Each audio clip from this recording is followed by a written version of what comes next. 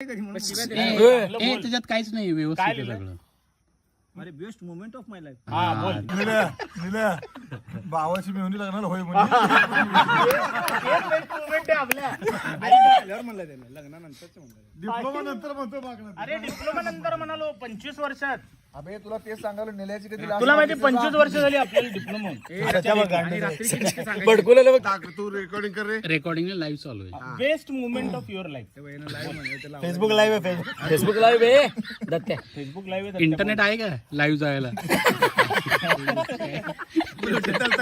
त्याने काय म्हणता माहिती तिथं म्हणलं वायफाय चालू करलो पण म्हणलं 10-15 मिनिटात चालू करतो. वेळ का म्हणलं तिकडे. ते बाळ्या त्या दासला काय म्हणते, हमको ब्लूटूथ चाहिए म्हणते.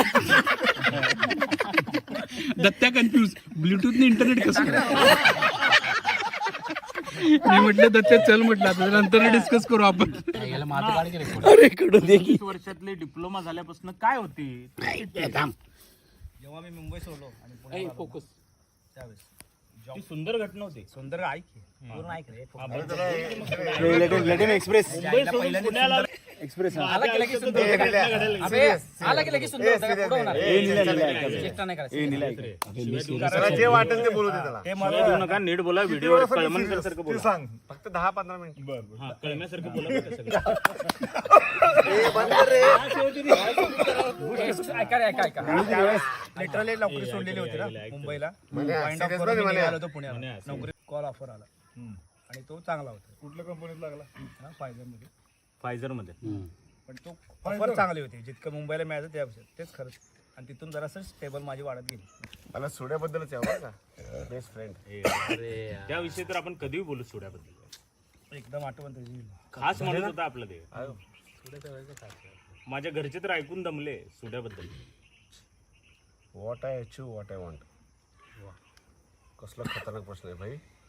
मी अचीव केलो का जे मला पाहिजे होतं 25 वर्षात, ते मी अचीव केलो का नाही अजून पण वेळ आहे? Whatever you think. No म्हणजे मी जे ठरवलं होतं आणि जे अचीव करायचं होतं मी आज ते केलं आहे. म्हणजे आज माझी स्वतःची कंपनी आहे. भले 4-10-15 कोणी पण वर्कर असेल, मी त्यांचं आज लाईफ सेट केलं आहे. माझे लाईफ सेट केलं आहे आणि माझी कंपनीला अजून ग्रोथ व्हावी ह्याच्यासाठी मी दिवस रात्र मेहनत करतो आहे. पण आफ्टर एफर्ट्स जेवढे एफर्ट्स घेईल तेवढं होईल. पण जे मला माझ्या जिंदगीत मला कधी वाटलं नव्हतं की मी नोकरी करीन असं मला वाटत होतं. नोकरी पण नोकरीच्या पलीकडे जाऊन मी आज माझा बिझनेस केला आहे.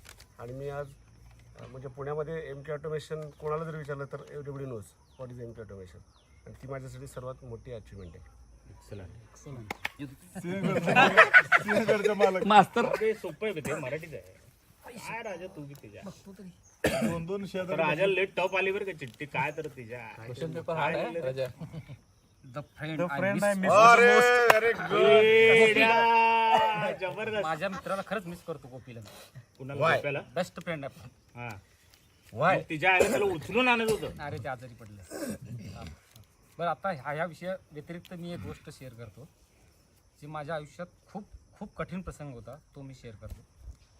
ॲक्च्युली माझा 34 वयाचा मेवणा होता, जो की चांगल्या कंपनीत चांगल्या पोस्टवर होता. MBA झालं होतं MIT. 15-16 लाखाचं पॅकेज होतं त्याला.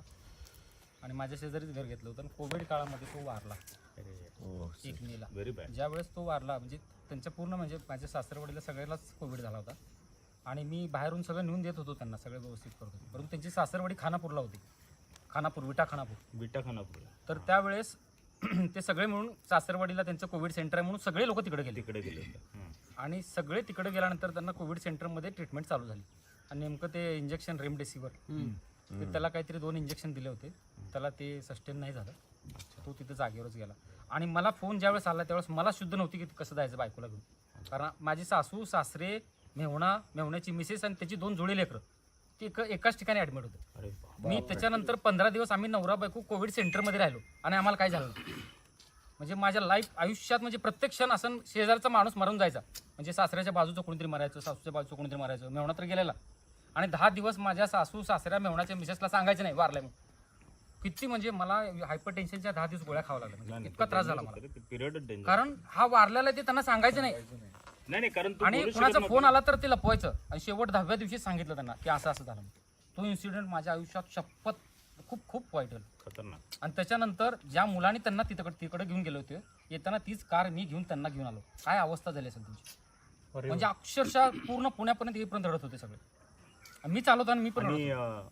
म्हणजे ते एकदम विधी वगैरे कसं केलं ते सगळं तिथंच कोविडच्या तिकडच फक्त सुद्धा आलं नाही. पूर्ण पॅक करून ऑप्शन नव्हता, आपल्या हातात काय ऑप्शन नव्हता. आणि एज 34 फक्त. कमी एज मध्ये असं होणं आणि तो प्रसंग बघितला ना, त्यात मी एक ऍड हा, गावाकडे तर एकदम जाळायचे रे तिच्या आईला. म्हणजे सोलापूरला मी होतो ना फर्स्ट कोविड वेव्ह मध्ये, तर एकदम न्यायचे. म्हणजे तू सोलापूर त्या आपल्या मोदी स्मशानभूमीत गेला ना, तर लाईननी बॉडी लागलेला असायचं. लाईननी बॉडी च्या आईला तू कधी आयुष्यात बघणार नाही माहिती. ते हे बंद आहे म्हणायचं त्यांनी इलेक्ट्रिक, कारण ते वाकडं व्हायला लागलं होतं ते इलेक्ट्रिक. एवढ्या बॉडी जाळल्यात, काय खतरनाक असेल. तू वाईट खूप नाही, नाही, फार वाईट. कोविडमध्ये आपला कळम्या कोविड योद्धा म्हणून त्याला पुरस्कार कळम्याला कोविड योद्धा म्हणून पुरस्कार मिळाला. कळम्याने आमच्या कल्याणचे जे आमदार आहेत किसन कथोरे, त्यांनी त्याचा सत्कार केलाय. कारण त्यांनी कोविडमध्ये भरपूर काम केलं कळम्याने. आणि कळम्याने एक 9 महिन्याची मुलगी होती जिचे आई वडील गेले, तिला सांभाळलं घरामध्ये त्यांनी आणि त्याच्या वाईफ.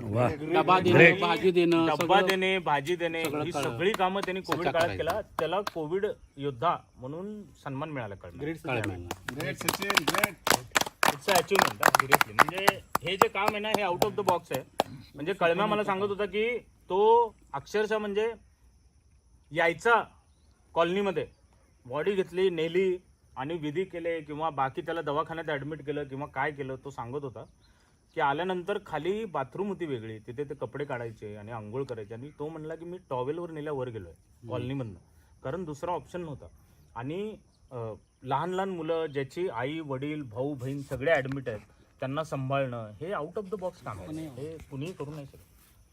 स्पेशली त्या पिरियड मध्ये त्या पिरियड मध्ये तर तुला काहीच सुचत नव्हतं ना. त्या पिरियड मध्ये खूप वाईट आमच्या सोसायटीचं वाईट मला सांगितलं 1585 फ्लॅट आहेत आमच्या इथे. प्रत्येक घरामधनं न सांगता एक माणूस बाहेर आलेला आहे. म्हणजे असं मी काय झालं, इनिशिएटिव्ह होतं फ्रंटला असल्यामुळे मला दिलं गेलं. पण आमची बॅकपॅन टीम एवढी स्ट्रॉंग होती की कोणालाही कधीही अर्ध्या रात्री कोविड झालाय कळालं तर गाडीत टाकून ॲम्ब्युलन्समध्ये टाकून पोहोचायचं. नाही नाही, ते पिरियडच डेंजर होतं. नाही बघ ना, आपण फक्त काय निलेश एक डिप्लोमाचाच इमेज क्रिएट करतो, सचिन डिप्लोमाचा इमेज क्रिएट करतो. म्हणूनच वर्स्ट मुवमेंट काय 25 वर्षात सगळ्यात खराब टाइम तुझ्यासाठी कुठला होता? तू नीलाचा नंबर शेअर केला त्या बरोबर हे ऐकायला कोणाला सोडत नाही. माझी आणि मायक्या मारायला तयार आहे. Worst movement. आतापर्यंत वडील जेव्हा एक्सपायर झाले ना, तेच सगळ्यात वस्त होतं. ते तर कारण ते जोपर्यंत होते तेव्हा खूप मोठा आधार असल्यासारखं वाटायचं. जरी ते लांब असले तरी पण एक फोनवर बोलणं व्हायचं वगैरे, ते चांगलं वाटायचं ते.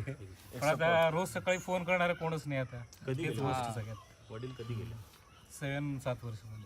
7 वर्ष.